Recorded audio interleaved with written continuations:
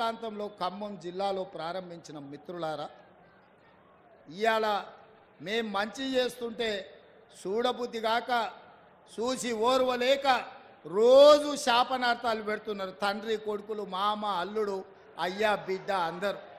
నేను అడగదలుచుకున్న మిత్రులారా, ఉట్టి మీద ఉన్న పాల కోసం కింద ఉన్న పిల్లి శాపనార్థాలు పెడితే ఉట్టి తెగుతుందా? ఉట్టి తెగుతుందా? ఇవాళ వాళ్ళు నీతులు చెప్తారు మీరు ఇచ్చిన హామీలు అమలు చేయండి అని. మరి మీరు ఇచ్చిన హామీలు 10 ఏళ్ళు అయింది. సిగ్గులేనోడా కేటీఆర్ ఎన్నడన్నా ఆలోచన చేసినవా? నీ అయ్యాని అడిగినవా ఎప్పుడన్నా ఇంటికి వెళ్ళి? ఇవాళ 90 రోజుల్లోనే ఇందిరమ్మ రాజ్యంలో 1,00,000 కోట్లాది ఆడబిడ్డలు బస్సుల్లో ఉచితంగా ప్రయాణం చేస్తున్నారు. పేదలకు రాజీవ్ ఆరోగ్యశ్రీ పథకం అమలు అవుతుంది. పేదలకు ఇవాళ 500 రూపాయలకే ఆడబిడ్డలకు సిలిండర్ అందిస్తున్నాం. పేదలకు ఇవాళ 200 యూనిట్లు ఉచితంగా ఇంటి విద్యుత్ ఇస్తున్నాం. ఇవాళ పేదలకు 5 లక్షల రూపాయలతోటి ఇందిరమ్మ ఇల్లు కట్టుకోనికే కాంగ్రెస్ పార్టీ పనిచేసింది. ఇదే కాదు, 90 రోజుల్లో 30,000 ఉద్యోగాలు నిరుద్యోగ యువకులకు అందించి ఉద్యోగాలు లేక ఉపాధి రాక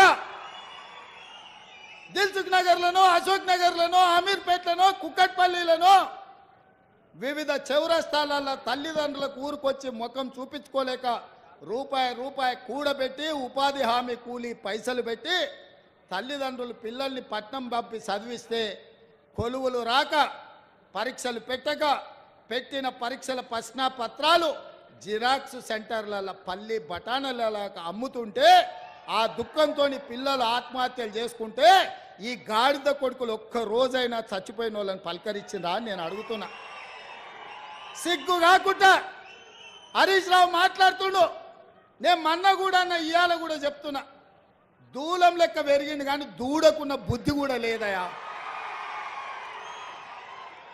ఇవాళ బామాడుతున్నాడు, ఇక ఆయన చాలా మాట్లాడుతుడు. ఆ పేడమూతి బోడలింగానికి నేను చెప్పదలుచుకున్నా, అరే సన్నాసి, మీ ఇద్దరిని బిల్లారంగా అన్నాం. బీఆర్ఎస్ అంటేనే బిల్లారంగా సమితిరా, దొంగలరా, తోడు దొంగలరా మీరంతా. ఈ రాష్ట్రాన్ని దేశాన్ని కొల్లగొట్టిన దొంగలరా. మీ అయ్యొక్క చార్లెస్ శోభారాజురా ఈ రాష్ట్రాన్ని దేశాన్ని అంతర్జాతీయ స్థాయిలో పరువు తీసి కాళేశ్వరాన్ని కూలగొట్టి మేడిగడ్డ మేడిపండై అన్నారం ఇవాళ పగిలిపోయి సుందిళ్ళ సంకనాకడానికి పోయిందిరా మీ పాపాల పణ్యమే.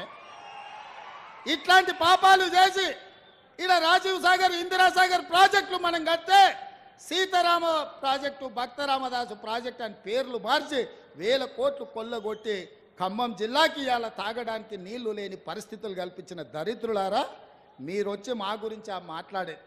ఇక మీ జిల్లాల వాళ్ళకు చప్రాసి ఉన్నాడు, ఒంటికన్ను శివరాసన్. ఒంటికన్ను శివరాసన్ ఎవరో తెలుసు కదా మీ జిల్లాల.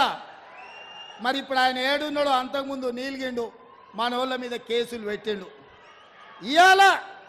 అందుకే మిత్రులారా,